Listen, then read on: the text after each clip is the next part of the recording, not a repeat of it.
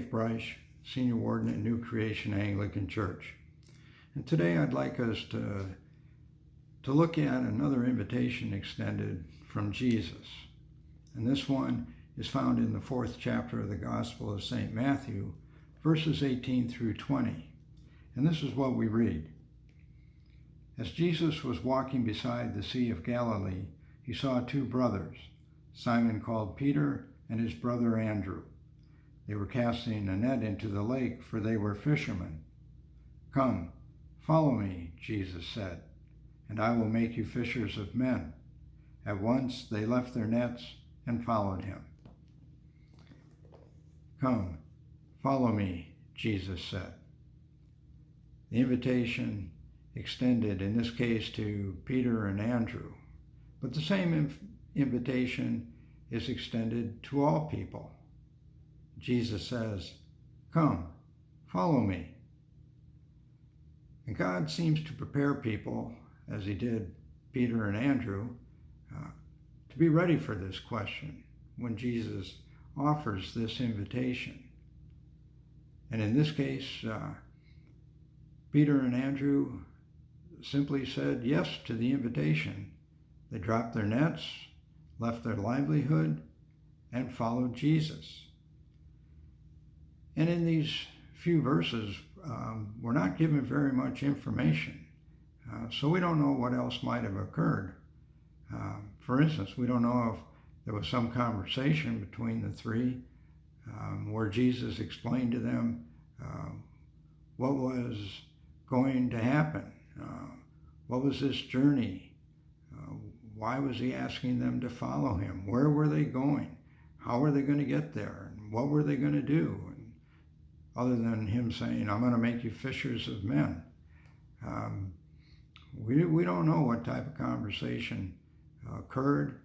We don't know what information Jesus gave to Peter and Andrew. But at the first invitation, "Come, follow me," they said yes, left the nets, and off they went, following Jesus. You know, that might be our experience when we heard this same invitation from Jesus. And he said, "Come, follow me." And if we were ready for the question and this is who we wanted to follow, we said yes. And we decided to follow him, not knowing where we were going, not knowing what was going to happen on the journey, how long it would take, where we would go, what would be required of us. A lot of unanswered questions, but we said yes, and we decided to follow Jesus.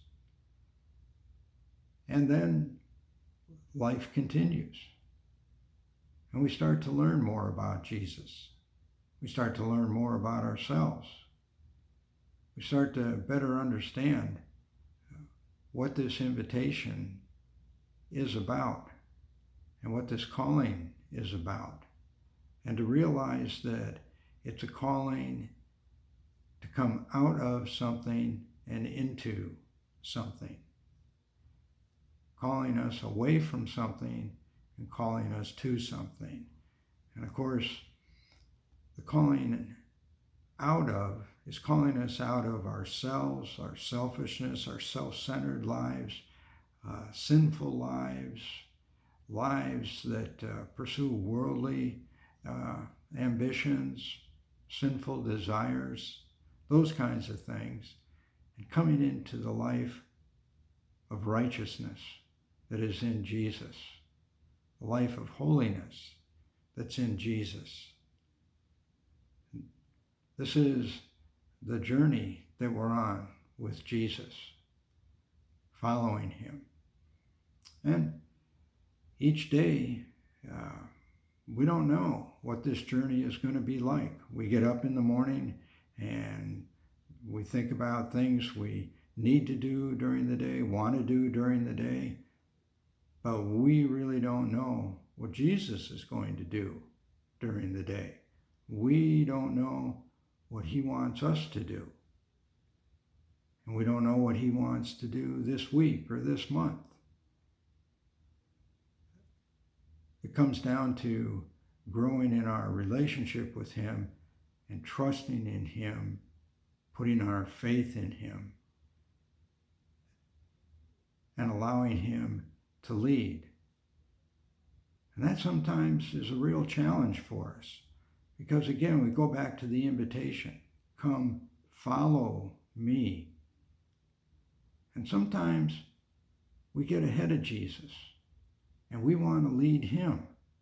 Now, none of us want to admit that publicly, but it's probably true for all of us, that at times we get ahead of Jesus and we want to lead him. We want him to follow us because this is what I want to do, or this is what I think we should do, or this is what I think is best. Don't you, Jesus?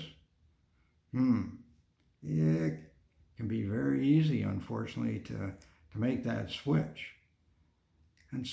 But we're called to follow him. And again, it's a person.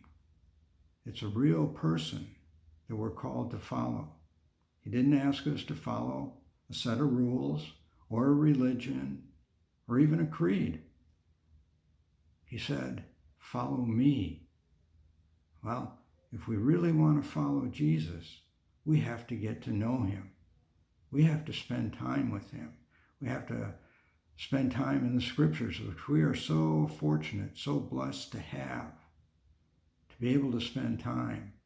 And we have the gift of the Holy Spirit, the gift of the Holy Spirit who can inform us, who can enlighten us, who can show us the truth, who can guide us, who can help us every day on this journey of following Jesus.